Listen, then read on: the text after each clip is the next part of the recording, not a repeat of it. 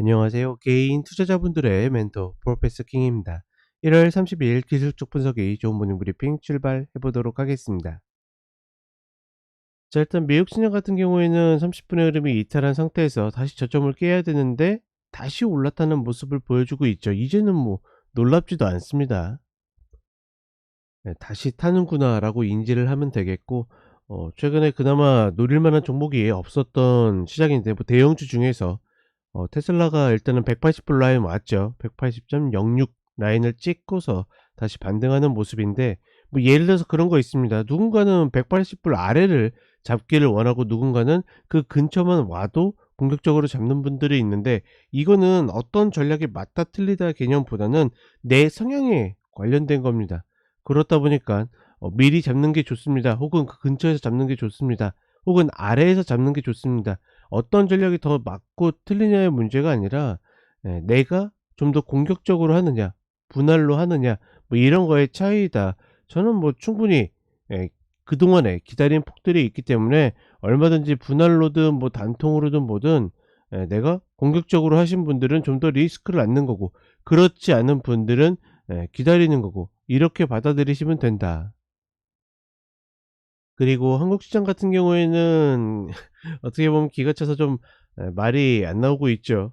코스피는 상승을 하고 그다음에 코스닥은 하락을 하는데, 그 편차가 너무 심한 모습을 보여주고 있고, 특히나 코스닥은, 제가 중요한 게 코스닥 선물 순매수가 외국인들이 들어와야 된다라고 이야기 드렸는데, 결국은 그쪽에서 매도가 나오면서 그 매도조차도 장 초반이나 오전 시장에 나오는 매도는 매수를 풀어내는 거였어요. 매수했던 애들이 수익 실현을 하는 모습이었는데, 1시 반 뭐 이때 이후에 다시 신규 매도가 새롭게 들어오면서, 사실상 이 초반에 만약에 그런 모습이 보였다라고 그러면 먹은 것들을 어느 정도 정리하고 다시 아래에서 잡아야지, 뭐 이런 전략을 세웠을 텐데, 그런 모습도 아니었기 때문에 사실 그 흐름들을 예측하거나 피할 수 있는 그런 패턴은 아니었습니다.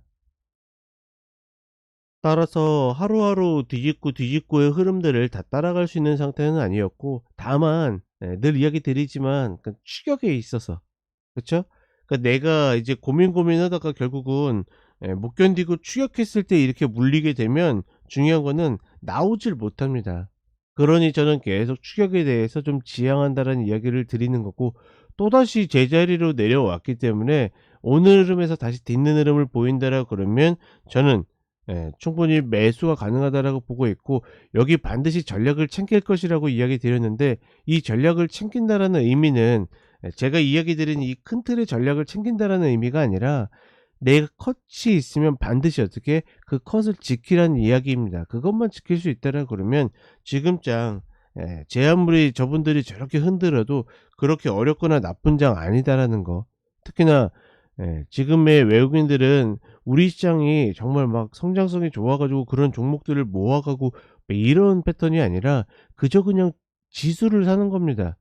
지금 미국 시장의 흐름에 따라서, 글로벌 포트폴리오에 따라서 우리 시장을 사는 거기 때문에, 저들의 흐름에 그렇게 끌려다니지 말자, 다시 한번 이야기를 해 드리겠습니다. 자, 차트 살펴보도록 하겠습니다.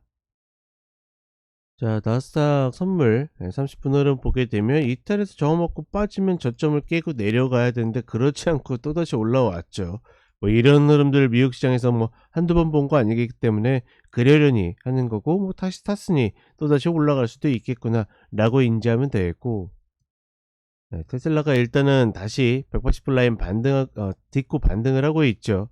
이거 뭐 시간 외의 흐름이기 때문에 이건 무시하고, 다시 이 갭을 메웠을 때 밀리느냐 마느냐, 단기적으로는 좀 중요한 자리이다. 그 정도로만 인지하시면 될 것 같습니다. 그리고 만약에 보수적으로 내가 대응하기 때문에 잡지 못하신 분들은 다른 거 없습니다.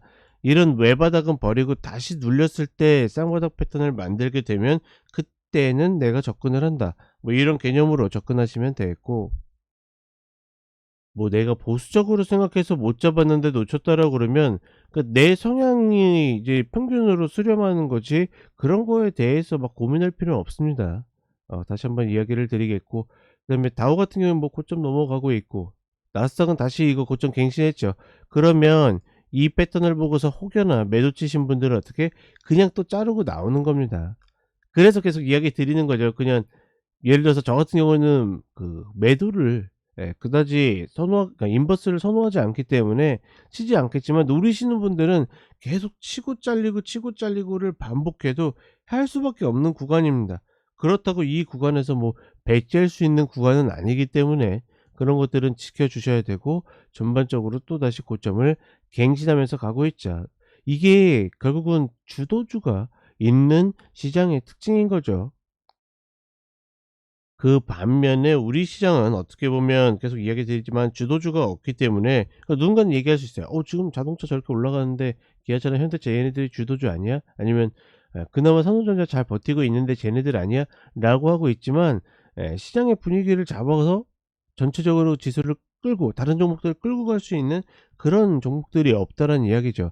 그렇다 보니까 어제 같은 경우에도 잘 코스피도 올라가다가 2,500 어제 16 인가까지 올라갔었던 것 같은데, 그쵸? 16인가 찍고서 장 막판에 다시 밀려내리는 모습인데, 요 자리를 장악하느냐 마느냐가 굉장히 중요한 구간이라고 보고 있습니다. 어제 코스피랑 코스닥이랑 완전은 따로 움직이게 되는데, 사실 이 흐름도 최근에 하루하루 뒤집고 뒤집고의 흐름이 많아 가지고 '이게 뭐 어떤 의의를 갖는다.' 이렇게 이야기하기도 참 어렵다. 만약에 그 흐름이 진짜라고 그러면 장대 양봉 이후에, 뭐 장대라고 하기도 좀 애매하긴 하지만 어찌 되었거나 장대 음봉이 이렇게 나왔다라 그러면 뒤집힐 수 있다라고 언급을 하겠지만, 최근에 이렇게 그러니까 하루 만에 또 뒤집고 또 뒤집고를 반복했었던 시장이기 때문에 이게 그렇게 크게 의의를 갖지 않는다. 그러니 결국은 이런 흐름들을 예측할 수 있습니까? 예측할 수가 없죠. 예측할 수 없으니까 뭐만 걸고 보는 겁니까? 컷만 걸고 본다. 근데 내가 만약에 추격했다 그러면 이 컷폭이 짧은 게 아니라 길어질 수밖에 없기 때문에 그런 흐름들을 반드시 지양해야 된다라는 겁니다. 이해 가시겠죠? 이것만 조심한다라 그러면 지금장, 그러니까 혹여나 내가 좀 헷갈리거나 어려울 수 있어도 이런 고민들을 컷에 걸고서, 그러니까 컷에게 맡기고 나서 나는 내가 매수 플레이어로서 할 일만 하면 된다라는 거, 그렇게 인지하시고 가시는 게 가장 편안하다라고 판단을 해 봅니다. 자, 이해 가셨겠죠? 자, 좋은 날씨 따뜻하게 오늘도 보내시고, 저는 오전 시황과 종목들 다시 찾아뵙도록 하겠습니다.